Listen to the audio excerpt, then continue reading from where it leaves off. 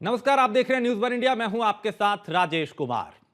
9,000 करोड़ के महा घोटाले की अगर बात करें, क्योंकि 9,000 करोड़ का जो घोटाला है वो आया और 9,000 करोड़ के नोएडा स्पोर्ट्स सिटी घोटाले की सीबीआई जांच होगी। इलाहाबाद हाईकोर्ट की लखनऊ बेंच के न्यायमूर्ति महेश चंद्र त्रिपाठी और न्यायमूर्ति प्रशांत कुमार की खंडपीठ ने घोटाले में शामिल नोएडा प्राधिकरण के अधिकारियों और बिल्डरों के खिलाफ मुकदमा दर्ज करने के आदेश सीबीआई को दिए हैं और तत्कालीन बसपा और फिर सपा सरकार में हुए इस महाघोटाले की परतें खुली तो प्रदेश के कई बड़े अधिकारियों के साथ सफेद पोश भी जांच की जद में आएंगे। और अब सवाल यही कि आखिर वो कौन लोग थे जो इसमें शामिल थे, क्योंकि इस महाघोटाले में कई परतें अभी खुलना बाकी हैं और पिछली सरकारों में जो ये हुआ, चाहे वो बसपा की बात हो या फिर समाजवादी पार्टी की बात हो, उसमें चाहे सफेद पोश हो या फिर वो अधिकारी, अब एक एक करके सब इसमें नपते हुए नजर आएंगे। क्योंकि इलाहाबाद हाईकोर्ट की लखनऊ बेंच के न्यायमूर्ति महेश चंद्र त्रिपाठी और न्यायमूर्ति प्रशांत कुमार की खंडपीठ ने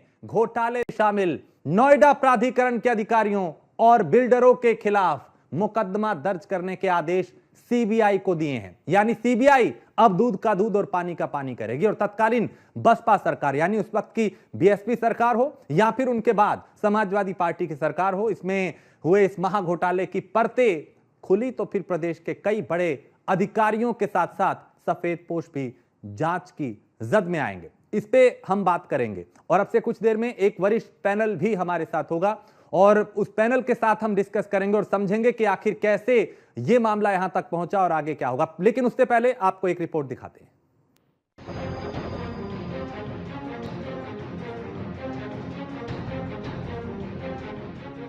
नौ 9,000 करोड़ के नोएडा स्पोर्ट्स सिटी घोटाले के अब तार खुलने वाले हैं। सरकारी खजाने पर डाका डालने वाले अफसरों और बिल्डरों के पैरों तले जमीन खिसकने वाली है। इलाहाबाद हाईकोर्ट ने नोएडा स्पोर्ट्स सिटी घोटाले में सीबीआई और ईडी जांच का आदेश दिया है। इस मामले में बिल्डरों, कंसोर्टियम और नोएडा प्राधिकरण के अधिकारियों के खिलाफ कथित तौर पर घर खरीदारों के पैसे हड़पने, नोएडा प्राधिकरण के अधिकारियों, डेवलपर्स और घोटालों से जुड़े अन्य व्यक्तियों सहित सभी शामिल लोगों के खिलाफ जांच होगी। हाईकोर्ट ने अपने आदेश में क्या क्या अहम बातें कही वो जान लीजिए। कोर्ट ने आदेश में कहा, सीबीआई पूरे घोटाले में शामिल नोएडा प्राधिकरण के अधिकारियों के खिलाफ केस दर्ज करे, दोषियों की जवाबदेही तय हो और उनके खिलाफ सख्त कार्रवाई हो। बकायेदारों में ब्याज सहित वसूली के लिए प्राधिकरण नोटिस जारी करे। निर्धारित समय में पैसे नहीं मिलने पर आवंटन रद्द हो जाएगा। प्राधिकरण मार्केट रेट पर नया आवंटन करे। आवंटी अगर लीज डीड और नियमों को पूरा नहीं कर रहे तो उनकी संपत्ति जब्त की जाए। सीबीआई की जांच जैसे जैसे आगे बढ़ेगी, तत्कालीन बसपा और सपा सरकार में हुए इस महाघोटाले की परतें खुलने लगेंगी। उम्मीद है जब शिकंजा कसा जाएगा तो फिर प्रदेश के कई बड़े अधिकारियों के साथ साथ सफेद पोश भी जांच की जद में आएंगे। घोटालों की पूरी पटकथा कैसे लिखी गई, ग्राफिक्स के जरिए समझने की कोशिश करते हैं। नोएडा प्राधिकरण ने स्पोर्ट्स सिटी परियोजना के लिए साल 2010 से 2015 के बीच 32,30,500 वर्ग मीटर भूमि 4 बिल्डरों को आवंटित की। शर्त के अनुसार 70% भूमि पर खेल सुविधा, 30% पर आवासीय और 2% भूमि पर व्यवसायिक निर्माण हो सकता था। भूमि का ना तो विभाजन हो सकता था और ना ही बेचा जा सकता था। बिल्डरों ने नियमों को दरकिनार कर इस जमीन को 84 टुकड़ों में बांटा और दूसरे बिल्डरों को मोटा मुनाफा लेकर बेच दिया। दूसरे बिल्डरों ने स्पोर्ट्स सिटी की जगह ग्रुप हाउसिंग बनाई और प्राधिकरण ने 74 डिवीजन को मंजूरी भी दे दी। बिल्डरों ने आवंटन की शर्तों के मुताबिक बकाया भी जमा नहीं किया, जो अब करीब 10,000 करोड़ रुपए पहुंच गया है। कैग की जांच में आपत्ति लगी तो प्राधिकरण ने संपत्तियों की रजिस्ट्री पर रोक लगा दी। बिल्डर राहत के लिए हाईकोर्ट पहुंचे। कोर्ट ने पूरा मामला सुना और फिर स्पोर्ट्स सिटी परियोजना की धांधली सामने आ गई। कोर्ट ने पाया कि नोएडा प्राधिकरण से महत्वपूर्ण लाभ और रियायतें हासिल करने के बावजूद डेवलपर्स ने परियोजना में अनिवार्य खेल सुविधाओं के निर्माण पर ध्यान नहीं दिया। इसके बजाय उन्होंने व्यवसायिक विकास पर ध्यान केंद्रित किया। नोएडा प्राधिकरण का डेवलपर्स पर कितना बकाया है उस पर नजर डालें तो Xanadu Estate Private Limited consortium sector 78, 79 और 101 में करीब 1356.88 करोड़ रुपए का बकाया। Logix Infra Developers Private Limited sector 150 SC01 में करीब 2,964.23 करोड़ रुपए का बकाया। Lotus Greens Construction Private Limited sector 150 SC02 में करीब 2,969.87 करोड़ रुपए का बकाया। फिलहाल हाईकोर्ट के आदेश के बाद घोटालेबाजों की नींद उड़ने लगी है, क्योंकि सरकारी खजाने की लूट करने वाले जानते हैं कि जांच के बाद पाई पाई का हिसाब देना होगा और बाकी बची जिंदगी भी सलाखों के पीछे काटनी पड़ सकती है। Report news one India.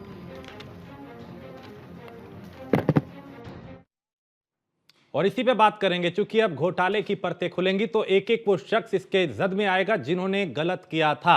हमारे साथ इस वक्त एक वरिष्ठ पैनल है जिसमें हमारे साथ एनपी सिंह है जो कि अध्यक्ष हैं DDRWA के, और हमारे साथ स्टूडियो में ही आशुतोष अग्निहोत्री हैं जो कि हमारे कंसल्टिंग एडिटर हैं, और निशांत शर्मा हमारे ब्यूरो चीफ अब से कुछ देर में हमारे साथ जुड़ेंगे।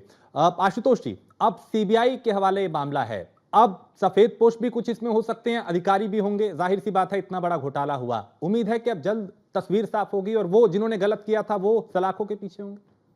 देखिए, जो स्पोर्ट्स सिटी परियोजना आई थी, इसका जो शुभारंभ हुआ था वो 2004 में तत्कालीन सरकार थी मुलायम सिंह यादव जी की। उस समय इसकी परिकल्पना बनी, नोएडा प्राधिकरण के पूरे एक बोर्ड में मीटिंग हुई और ये कहा गया कि जो कॉमनवेल्थ गेम्स उस समय चूंकि 2010 में हुए थे, उसी की तर्ज पर क्यों ना नोएडा में भी एक स्पोर्ट्स सिटी बसाई जाए। और उसका मुख्य उद्देश्य यही था कि यहाँ की प्रतिभाओं को खेल सुविधाएं आसानी के साथ में मिल सकेंगी। 2004 में मीटिंग हुई, 2007 में मीटिंग हुई, 2008 में तब तक बसपा सरकार यहाँ आ चुकी थी। उसके बाद में बोर्ड में यहाँ तय होता है और कुल टोटल मिला के करीब 3 लाख से अधिक हेक्टेयर जब जमीन है, वर्ग मीटर जमीन है, वो 4 बिल्डरों को यहाँ पर दी गई। जब बिल्डरों को जमीन दी गई तो उसका उद्देश्य यही था कि यहाँ पर आप 70% से अधिक का जो जगह होगी उसमें आप बनाएंगे खेल सुविधाएं। 28% जमीन जो आपकी होगी उसमें आप निर्माण करेंगे आवासीय का, और 2% जो जमीन होगी उसमें आप व्यावसायिक भी इस्तेमाल कर सकेंगे। लेकिन यहाँ तो पूरा मामला ही चौपट कर दिया। कहते हैं कि अगर दाल में कुछ काला हो जाए तो चलता है, लेकिन यहाँ नोएडा विकास प्राधिकरण के अधिकारी, बिल्डरों का गठजोड़ और ऊपर बैठे हुए उनके तत्कालीन आका, उन सब लोगों की सह पर मिलकर के इस पूरी दाल को ही काला कर दिया गया। बिल्डरों ने सबसे पहले तो उनको जो जमीन दी गई थी, नियम होता है कि आपको जब जमीन दी जाती है तो एक निश्चित धनराशि देनी पड़ती है जो लगभग 50% और 30% होती है, जमा होती है। तब आपका नोएडा प्राधिकरण के द्वारा आवंटन किया जाता है। आवंटन करते समय इनसे मात्र 10% ही जमीन का पैसा लिया गया। केवल 10% जमीन का पैसा लेकर के नोएडा प्राधिकरण में जमा करा करके आपने करोड़ों रुपए की, हजारों करोड़ों रुपए की जमीन बिल्डर्स को आवंटित कर दी। बिल्डर्स के पास में वो जमीन पहुंच जाती है, उनकी कोई निगरानी नहीं करता है, क्योंकि उन्होंने प्राधिकरण को पैसा तो दिया ही नहीं था। पैसा बिल्डर्स को मात्र 10% दिया था और बाकी जो मोटी जेब में जिसके जाना हुआ वो वहां चला गया। बिल्डर्स ने उसको टुकड़ों में काट दिया और टुकड़ों में काट करके करीब 74 सब डिवीजन उसके बनाए, और उन सब डिवीजन को बना करके बिल्डर्स ने सब बिल्डर जोड़ करके व्यावसायिक प्रोजेक्ट खड़े कर लिए। मतलब बनना था वहां पर खेल का पूरा मैदान, जितनी भी स्पोर्ट्स सिटी का मतलब सभी तरह तरह के खेल की वहां पर प्रतिभाएं आनी थी, और बन गई बहुमंजिला इमारतें, और उन इमारतों में व्यावसायिक भूखंड कट गए। मींस वहां पर फ्लैट्स तैयार हो गए। अब जब फ्लैट्स वहां पर तैयार हो गए, उसका नक्शा पास होने के लिए जाता है, वो किसके पास जाता है? नोएडा विकास प्राधिकरण के पास। नोएडा विकास प्राधिकरण के अधिकारी आंखों पर पट्टी बांधकर वहां पर नक्शा भी पास करा देते हैं। स्थिति हुई कि लगभग 47 परियोजनाओं के नक्शे पास कर दिए गए, बिल्डिंगें बनना शुरू हो गई। पैसा कितना दिया? मात्र 10%। अब जब बिल्डिंगें बनना शुरू हो गई, उन लोगों ने प्राधिकरण में जो आवंटन की धनराशि थी वो भी जमा नहीं की। जब वो उन्होंने जमा नहीं की तो इन्होंने उनके ऊपर डंडा डाला कि साहब पैसे दो। वो जो लोग थे वो अधिकारियों को पैसे खिला चुके थे। अब बाकी भी बीच बीच में जो चलता रहा वो खिलाते रहे। बिल्डर्स की कौम वैसे ही इतनी निकम्मी कौम होती है कि आपको पता होना चाहिए राजेश जी, इस नोएडा एनसीआर में, एनसीआर का मैं केवल नोएडा की ही बात नहीं कह रहा हूं, मैं नोएडा गाजियाबाद का पूरा वो क्षेत्र जो राष्ट्रीय राजधानी परिक्षेत्र से जुड़ा होता है, हजारों खरीदार सुबह से शाम तक भटकते हैं, बिल्डर्स के यहां जाकर के नाक रगड़ते हैं और उनको पोजेशंस तक नहीं मिल पाते हैं। इन बिल्डर्स ने खेल प्रतियोगिताओं के लिए जो जमीन तैयार होनी थी, स्पोर्ट्स के लिए जो पूरा मसौदा तैयार होना था, उसमें खेल किया, और खेल करने के बाद उसको आवासीय अपने लाभ के लिए कंप्लीट कराया और मनमाने दामों पर जो आपने प्राधिकरण से जमीन जिस कीमत पर ली थी उससे अधिक मनमाने दामों पर बेचा और मोटा मुनाफा कमा कर लिया। प्राधिकरण में जब आपने पैसा जमा नहीं कराया तो उसके बाद में आपको डंडा हुआ। भाई दूसरा अधिकारी आएगा, वो कहेगा कि पैसा नहीं जमा है, तो वो नोटिस जारी करता है। जब वो नोटिस जारी करता है तो ये लोग कोर्ट चले गए, बिल्डर्स ही कोर्ट गए और उन्हें लगा था कि हमको राहत मिल जाएगी। कोर्ट ने मामले की जांच कराई, इस बीच में कैग की उसमें रिपोर्ट आ गई तो पता चला कि बहुत पैसा है और थोड़ा बहुत नहीं, 10,000 करोड़ रुपए से अधिक का बकाया आज के समय में नोएडा प्राधिकरण का बिल्डर्स पर इन पर है और वो केवल और केवल नकारा अधिकारियों के कारण है। जब शासन में ये मामला पहुंचता है, कोर्ट में मामला पहुंचता है, कोर्ट देखता है ये तो बहुत बड़ा मामला हो गया है, तो नोएडा प्राधिकरण के अधिकारियों से जवाब मांगा जाता है। आवंटन की फाइलें खुलती हैं, आवंटन किस स्थिति के अनुसार हुआ, किन शर्तों का पालन किया गया, तो वो पूरा जो कहते हैं ना कि पानी में जब आप जाएंगे तो गंदगी उतरा के बाहर आएगी आएगी, तो इनके द्वारा जो पूरा मामला किया गया था वो निकल करके पूरा बाहर आ गया और बाहर आ गया। अब सीबीआई की जांच ठीक है। सिंह साहब, अब चूंकि ये चाहे बिल्डर हो, अधिकारी हो या उनके आका, ये जो गठजोड़ था जिन्होंने ये बड़ा महा घोटाला किया, अब सीबीआई के शिकंजे में जल्द फंसेंगे? देखिए, ये काम तो बहुत पहले होना चाहिए था जो अब हो रहा है, ये बहुत लेट है। और हम लोग कह रहे हैं कि अधिकारी और बिल्डर, अधिकारी बिल्डर वही आज भी हैं जो उस वक्त थे। अधिकारी में कोई चेंज नहीं होता, वही अदलते बदलते रहते हैं। लेकिन क्या अधिकारी के साथ में उस प्रदेश के मुखिया की जिम्मेदारी नहीं होती? क्या मुखिया के बिना ये लूट कर लेंगे अधिकारी? वही अधिकारी आज की डेट में क्यों नहीं लूट कर रहे, क्यों नहीं घोटाले कर रहे? जब यही अधिकारी थे उस वक्त प्रदेश के मुखिया ने, जब प्रदेश का मुखिया कहता है कि मुझे पैसा चाहिए, पैसा ला कर दो, तो ये अधिकारी नए नए तरीके खोजते हैं और खोजकर पैसा इकट्ठा करके देते हैं। उस वक्त घोटाले में यादव सिंह का नाम आया, यादव सिंह जेल गए। वो अधिकारी के साथ साथ वो मुखिया क्यों नहीं जेल गए? मायावती जी क्यों नहीं जेल गई? क्या उन्होंने पैसा नहीं लिया? इसमें जितने घोटाले हुए हैं, बिना प्रदेश के मुखिया की मर्जी के घोटाले हो सकते हैं क्या? उन्होंने घोटाले करवाए। सबसे पहले सीबीआई को मायावती जी की जांच करानी चाहिए थी, उन्होंने पैसा लिया है, उनके खिलाफ कार्रवाई की जानी चाहिए थी, उनको जेल भेजना चाहिए था। अखिलेश जी को या मुलायम सिंह जी को जेल भेजा जाना चाहिए था। उस वक्त उन लोगों ने नए नए तरीके ईजाद किए, जमीन को कमर्शलाइज कर दिया गया, रेजिडेंशियल के नाम से बेच दी गई। अरे जो खेत थे, जो इंडस्ट्री लगनी थी, इंडस्ट्री ना लगाकर आपने तो होटल को इंडस्ट्री बनाकर होटल इंडस्ट्री में प्लॉट बेच दिए गए। तो ये सारे तरीके हमारे प्रदेश के मुखिया की जिम्मेदारी बनती है। अधिकारी को मोहरा बनाया जाता है, उन अधिकारियों को पढ़ाया जाता है, समझाया जाता है और उनको उसमें शामिल कर लिया जाता है। आज वो अधिकारी क्यों नहीं शामिल हो रहे लूट में? क्यों नहीं लूट कर रहे जनता के साथ? क्यों नहीं वो बिल्डर आजकल बेईमानी कर रहे? उस वक्त का हर्जाना आज हमारी जनता भुगत रही है। हमारे हजारों लोग, लाखों लोग आज भी बिना फ्लैटों के सड़क पर हैं, ना उनको कब्जे मिल रहे हैं, ना उनकी रजिस्ट्री हो रही है, बेचारे धक्के खा रहे हैं, बिल्डर हाथ नहीं आ रहे हैं, बिल्डर के बिल्डिंगें सील की जा रही हैं। घर भुगत कौन रहा है? हमारी जनता भुगत रही है, हमारे निवासी भुगत रहे हैं। जिन्होंने पैसा लगा दिया, बेचारे बैंक की EMI अलग दे रहे हैं और इनको पैसा अलग दे रहे हैं, किराया अलग दे रहे हैं जहाँ रह रहे हैं। ये जनता के साथ बड़ा अन्याय है, बड़ा धोखा है। और मैं तो ये कहना चाहता हूँ, अधिकारियों की जांच के साथ साथ उन प्रदेश के मुखिया, जो नेता, जो मुख्यमंत्री और जो बड़े मंत्री रहे हैं, चाहे वो किसी भी मंत्रालय के मंत्री रहे हो, जिन्होंने नोएडा प्राधिकरण को देखा है, जो प्राधिकरण में इंटरफेयर करते थे, उन सबको जेल जाना चाहिए। उन मंत्रियों के खिलाफ कार्रवाई की जानी चाहिए, मुख्यमंत्री के खिलाफ कार्रवाई की जानी चाहिए और अधिकारियों के खिलाफ भी होनी चाहिए। ठीक है आशुतोष जी, इसमें कुछ सफेद पोस्ट भी होंगे जरूर, क्योंकि इतना बड़ा घोटाला अगर हुआ है तो जाहिर है ये सिर्फ बिल्डर और अधिकारी मिलकर नहीं कर सकते, आका ऊपर भी बैठे हो सकते हैं, वो भी नपेंगे।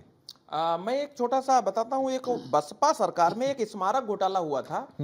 हमारे साथ में जुड़े भी हैं NP सिंह जी, क्योंकि आपकी पूरी कार्यस्थली भी यहीं रही है और आप नोएडा में रेजिडेंट वेलफेयर एसोसिएशन जो नेफोबा है उसके आप फुनरवा के आप पूर्व अध्यक्ष रहे हैं। मुझे लग रहा है आपको इस नोएडा में 30 से 40 साल का समय लगभग हो चुका होगा। उस समय 2 नाम आए थे बड़े बसपा सरकार में, एक बाबू सिंह कुशवाहा का नाम आया था, एक नसीमुद्दीन सिद्दीकी का भी नाम आया था। 2 बड़े नाम आए थे। उन लोगों के खिलाफ FIR भी हुई थी। निर्माण निगम के उस समय तत्कालीन एक अपर परियोजना प्रबंधक थे राजवीर सिंह, उनके खिलाफ ED की जांच हुई थी। अभी हाल में ही 24 सितंबर 2024 को नोएडा प्राधिकरण के लगभग लंबे समय तक 2007 से और 2012 तक जो रहे हैं वहां पर सीईओ आईएएस रहे हैं पूर्व मोहिंदर सिंह, तो मोहिंदर सिंह के ठिकानों पर राजेश जी अभी छापा पड़ा था रिटायर होने के बाद जी। तो उनके यहाँ 1 करोड़ रुपया नगद मिलता है, 7 करोड़ रुपए के 7 करोड़ रुपए के उनके यहाँ हीरे मिलते हैं। हाँ। ठीक है, और उसके बाद में जेवरात मिलते हैं, और कितने फ्लैट्स की उनके पास में रजिस्ट्री है उसकी ईडी आज तक जांच कर नहीं पाई। एक आईएएस ऑफिसर है वो, और वो आईएएस ऑफिसर अकूत संपदा का मालिक है। 30 नवंबर 2007 से वो यहां पर से 14 सितंबर 2010 तक वो नोएडा प्राधिकरण के सीईओ रहते हैं। 1 जनवरी 2010 से 19 जुलाई 2011 तक वो यहां के अध्यक्ष भी रहते हैं, और उसके बाद 1 नवंबर 2011 से 20 मार्च 2012 तक वो यहां पर इसके चेयरमैन और सीईओ दोनों रहे। मतलब इसकी स्थिति ये थी कि मोहिंदर सिंह के कहने पर ही पूरा नोएडा प्राधिकरण चलता था। उनकी कलम जिसके ऊपर मेहरबान हो गई तो वो पहलवान हो गया, और जिसकी ओर उनकी नजरें इनायत नहीं हुई वो घिसटता रहता था। आपको अगर घटना याद हो, अभी लेटेस्ट वाली 28 अगस्त 2022 को सुपर टेक के 2 बड़े टावर जी सुप्रीम कोर्ट के आदेश पर ध्वस्त कर दिए गए। उन दोनों टावरों को जो अनुमति मिली थी वो मोहिंदर सिंह के समय में ही मिली थी। आम्रपाली एक ऐसा प्रोजेक्ट था जो बहुत तेजी के साथ आसमान की बुलंदियों तक पहुंचा, लेकिन बाद में जब वो गिरा तो धड़ाम से नीचे गया। उसका एक प्रमोटर कोई शर्मा हुआ करता था, अनिल शर्मा शायद आज सलाखों के पीछे है। आम्रपाली के हजारों फ्लाइट वायर्स जो हैं वो भटक रहे हैं। अब सबसे बड़ा मुद्दा आता है जो आपने कहा कि जनप्रतिनिधियों की जिम्मेदारी भी इसमें बनती है। बिल्कुल बनती है। नोएडा प्राधिकरण एक इकलौता जैसा आपका गौतम बुद्ध नगर जिला है जहां पर नगर निगम नहीं है।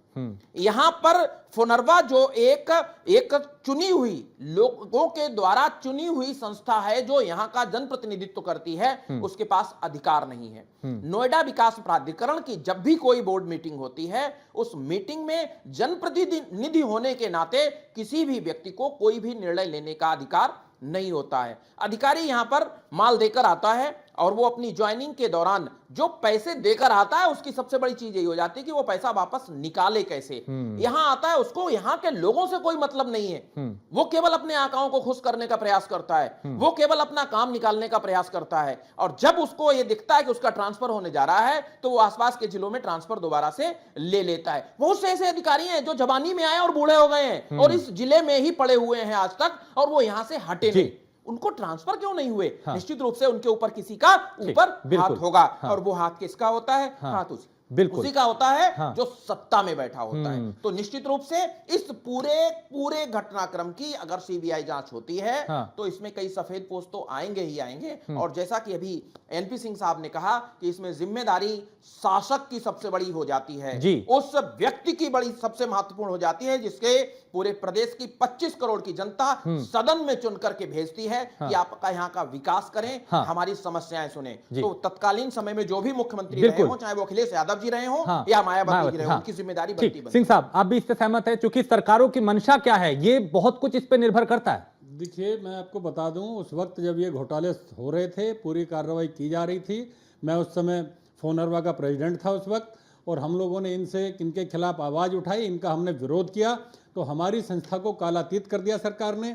यहाँ पर जो डिप्टी रजिस्ट्रार हुआ करते थे उन्होंने हमारा 4 साल तक इलेक्शन ही नहीं होने दिया, और हमें कालातीत करके हमारे अकाउंट वगैरह बंद करके हमें कह दिया कि आप घर बैठिए, आप संस्था को चला नहीं सकते। हमें चैलेंज कर दिया गया कि हम संस्था ना चलाएं, लेकिन हमारी जनता ने हमारा साथ दिया और हम पूरी तरह से उस वक्त भी चलाते रहे। हमने तब भी आवाज़ उठाई थी कि ये शासक, चाहे वो मायावती जी की सरकार हो, चाहे मुलायम सिंह जी की सरकार हो, चाहे अखिलेश जी की सरकार हो, उन लोगों ने जितना नोएडा के साथ अन्याय किया है, जितना यहाँ लूटा है, उनके खिलाफ कार्रवाई होनी चाहिए। मैं आज भी कहता हूं इस चीज को कि ये अधिकारी तो यही रहते हैं, इनसे काम करवाया जाता है। इनको जब कहा गया, मैं आपको अपने सामने की बात बता दूं, एक महिला एसीओ होती थी नोएडा अथॉरिटी के अंदर, उनको एक शासक का ऊपर से टेलीफोन आया कि आपको ये फाइल पास करनी है। उन्होंने कहा मैं ये फाइल पास नहीं कर सकती। उन्होंने कहा तो 2 घंटे में आपका ट्रांसफर हो जाएगा। तो महिला कहने लगी कि मेरा ट्रांसफर बेशक कर दीजिए, मैं गलत काम करके जेल बिल्कुल नहीं जाना चाहती। और उनका 2 घंटे में ट्रांसफर हो गया और ट्रांसफर करके ऐसी जगह उनको भेज दिया गया जहां ना कहीं गाड़ी, ना कोई ऑफिस, ना कुछ था। ऐसे ऐसे टाइम मैंने देखा है नोएडा अथॉरिटी के अंदर। तो ये बहुत बड़ी लूट, बहुत बड़ा ये घोटाले किए गए हैं। और इसके लिए मैं अधिकारियों से ज्यादा जिम्मेदार 90% जिम्मेदारी प्रदेश के मुखिया की मानता हूं। आज हमारे मुखिया ईमानदार हैं, आज प्रदेश के चीफ मिनिस्टर ईमानदार हैं, तो कोई घोटाला आज की डेट में नहीं हो सकता। उस वक्त कोई बेईमान नहीं था, सारे बेईमान थे, ईमानदार कोई नहीं था। सब बेईमान बैठे हुए थे, जनता को लूट रहे थे और जनता के पैसे को, जनता की जमीन को, जनता के प्रॉपर्टी को ऐसे लुटाया जा रहा था उनके बाप की जागीरों जैसे। बिल्कुल। और ये गठजोड़ बिल्डर, अधिकारी और सफेद पोश, इन्होंने ही जो लूटा। और अब चूंकि दूध का दूध पानी का पानी होगा। बहुत शुक्रिया आप दोनों का, चूंकि अब सीबीआई जांच करेगी और जाहिर है जो घोटालेबाज हैं वो जल्द सलाखों के पीछे होंगे।